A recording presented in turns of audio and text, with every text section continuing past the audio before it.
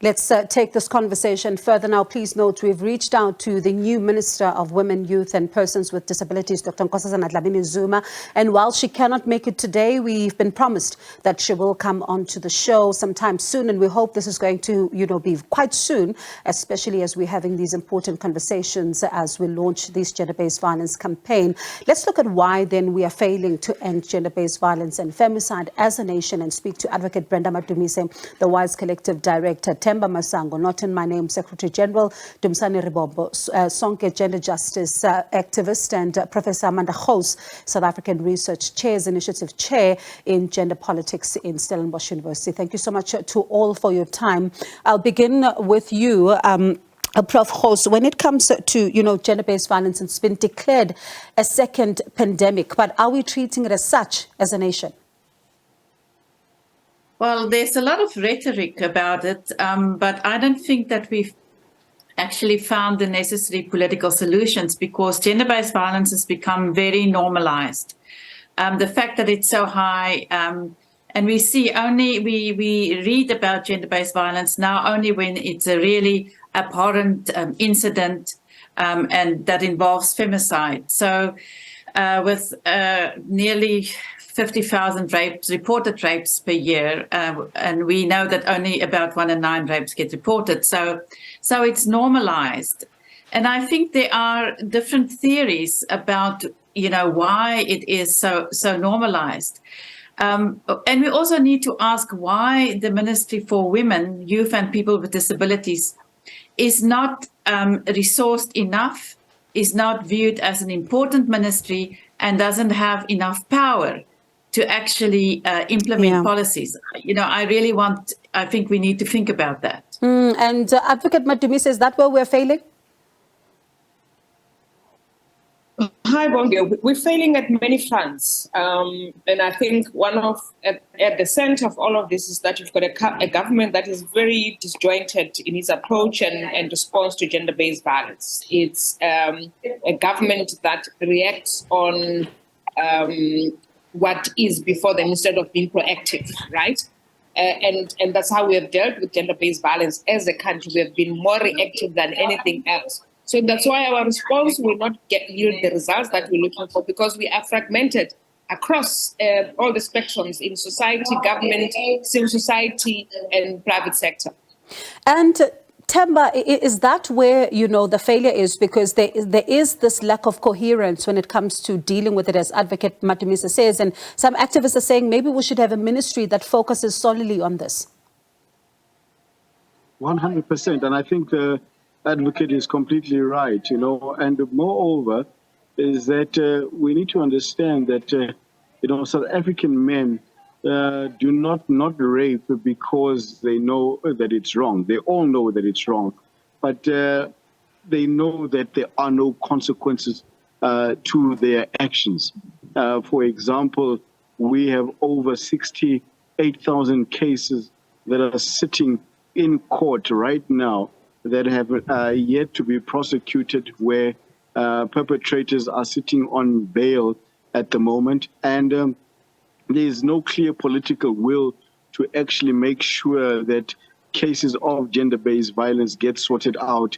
It is more of a political point-scoring point where it's convenient and expedient for politicians to speak about gender-based violence. And it's almost a weaponized thing for them to actually score political points and actually making sure that we get to the bottom of this thing. So we need to actually make sure that our courts are venomous. They've got teeth to bite perpetrators. We need to make sure that politicians themselves understand the gravity of the situation that we are facing.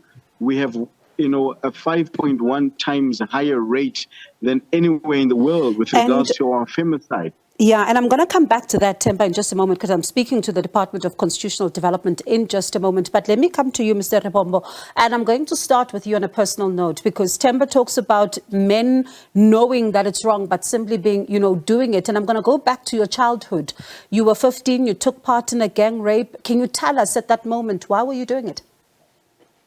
Sure. So, but the opening question you had kind of troubled me to say this is a, second pandemic. I think for me, I have a mother who's 92. She experienced gender-based violence. I have sisters at 70s, 60s, 50s who have experienced gender-based violence. So I think our lax attitude, a national lax attitude about what it is, remains what causes the problems in terms of response and prevention efforts. So I think government should also be on board to monitor. As fragmented as we are, I think if there's a monitoring mechanism, where is that data that we can see in terms of impact of the work that the government is doing, because government is our biggest stakeholders in this. So coming back to your question direct to me, I think the question why remains. Peer pressure at the time,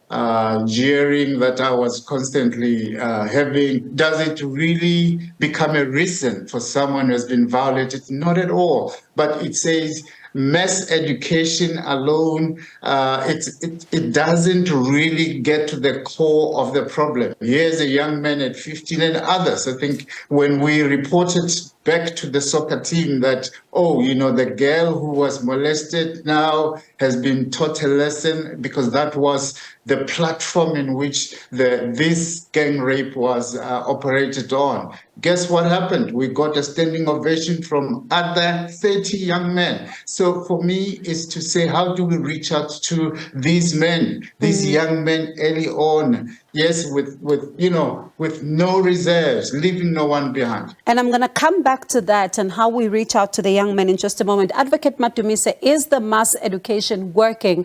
Because it doesn't seem like it is in some instances. No, we have not had a mass education at all. And we need to acknowledge that. The government has got a national strategic plan that puts prevention at the center of that work in one of the pillars of the national strategic plan. Prevention is key. And one of the decisions coming out of the total shutdown march, which was one of the demands, was that there has to be a 365-degree communication around gender-based violence. So we don't wait for the 16 days in December. We do it on a daily basis. And we have not done that as we did with HIV and AIDS in this country. And until and such time you do exactly that, where there is constant messages and messaging that goes out into the public domain, that reminds all of us of our responsibility and our duty and what we need to do in cases such as this that will assist in its prevention, then we are just shooting ourselves on the foot and will not get the results that we're supposed to get. So massive education program, a prevention strategy that we all rally behind, the state and everyone else in this country, has to happen. And we have said this not once, not twice, but numerous times, that we need to have a massive program that happens on a daily basis. And for you, Professor Gouws, where are the gaps, especially when you look at the fact that, there's talk of these amendments to the acts and how it's meant to, that is meant to improve the situation at ground level, but it doesn't look like it is. Well, let me just come back to the point that Dumisani made about, this notion of a pandemic or a scourge. I have big problems with that, because a scourge means that there's nobody inflicting this violence. It's like the violence is just happens to be bestowed upon us. But we know that the perpetrators are men. So we should stop using the word pandemic and scourge. The gaps, well, as Advocate Madumise said, everything is reactive. So if you change laws, you apply those laws once the violence has already happened. So we need to find different ways to deal with the violence, and that's why prevention is very important. The mass education is very important. But we need interministerial cooperation.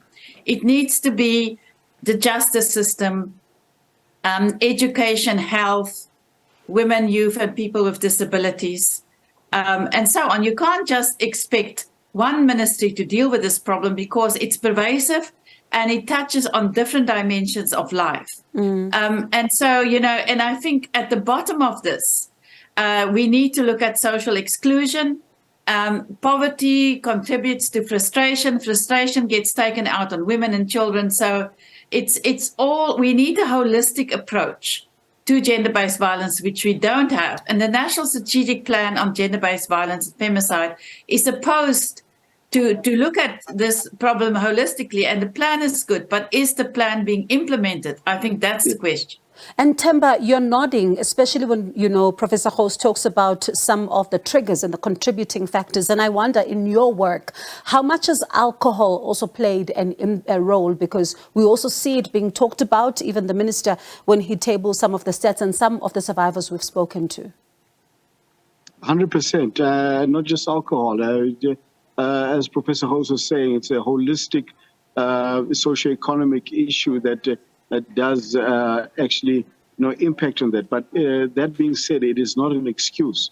What is problematic is actioning what we claim to say that we believe about gender-based violence, that it's inexcusable, that no man should be doing this. For example, right now we've got a Deputy Minister of Home Affairs who is sitting with a big cloud over his head, where even police have said that they've had a lot of questions where women have been coming up saying that this person has been abusing them, and nothing has been done. The president was reshuffling the cabinet the other day, and that was completely overlooked. 2 or 3 years ago now, the president threw almost R1 billion at the problem of gender-based violence. We are yet to receive a clear and direct audit report on what that money did, where that money went to, who actually benefited from that, because the stats of rape in this country keep continuing to go higher. As we've been in this interview and talking ourselves, plus minus 4 or 5 women have been raped in South Africa, and we don't know where that money went to. So we need to actually make sure that this is not just box-ticking exercises and political point-scoring things where we say them and sound right, but actually make sure that we are actually active on the ground, and we are actually insistent on making sure that there is changes on the ground, and that cases like these perpetrators don't necessarily get the bail that they get 500 rands for somebody raping his own child. I was in court today where some guy killed his own wife and raped a child, and he got 500 rand bail. That is completely, gut-wrenching when we know that you are facing such situations in this country. So it really, for me, it says there is no will from the powers that be to actually change the situation. All right. I'm going to come back to give you final thoughts in just a moment, but let me come back to you, Mr. Rebombo.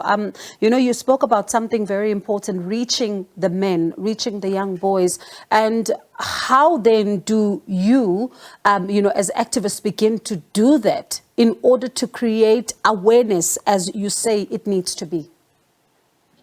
We continue to raise awareness, I think, with boys, with men, but obviously it's at small scale. I can, agree more with Advocate Madumise that we need mass education, to reach the boys and the men. But I think everything has limits. So mass education has limits in that if we have mass education and ignore the triggers, it could be, structural drivers. There could be, take an informal settlement, for instance. There's no street lights at all. Maybe there's communal toilets, 6 or 7 or 8, and we don't deal with those things. There's no, playgrounds for young people. So those are things we can't continue to ignore at the expense of mass education, which we are saying we need to intensify as well. All right, let me get your final thoughts now as we round up this conversation. I'll give you about 30 seconds each. Advocate Madumise, I'm going to start with you. Let's round up as we talk about then the stigma that some of the survivors face from their own families. And that's why the approach that we need to take cannot be one-sided or lopsided, right? So once you embark on a program to end gender-based violence and femicide in this country, it has to cover all aspects of the entire ecosystem of gender-based violence and gender equality and gender equity. Because if you, and I've always emphasized that you can't look at gender-based violence in isolation of the economy, of health, of education, of transport system, of everything else that you're doing as a country. So if we are to win this war, it's going to require not just us spending time in dialogues, in workshops, in bizos, in changing the laws. It requires a 365 attention and intervention and response. And that response has to be led across the country. Let me give you pardon me, Advocate Madumise. Let me give you the final thoughts then, Professor Gouws. Yes, well, I think really, it needs to start the education at a very young age. We need to get the schools involved, but we also need to train the police. So many women get victimized and have secondary victimization when they go to report rape. And I also think we need to stop using the cultural defense to say, in my culture, we do things this, that way, and the other, and we have the right to discipline women. We need to also interrogate our own cultures. All right, we have a lot to talk about. Hopefully the next time we speak, we touch on most of it. We're unfortunately out of time, but let me thank you all for your time. This conversation certainly will be one of those, that continues to light the fire and the focus on this particular conversation. That's Advocate Brenda Madumise, the WISE Collective Director, Themba Masango, Not in My Name, Secretary General, Dumisani Rebombo, Sonja, Gender Justice, Gender Activist, and Professor Amanda Gouws, South African Research Chairs, Initiative Chair in Gender Politics at Stellenbosch University.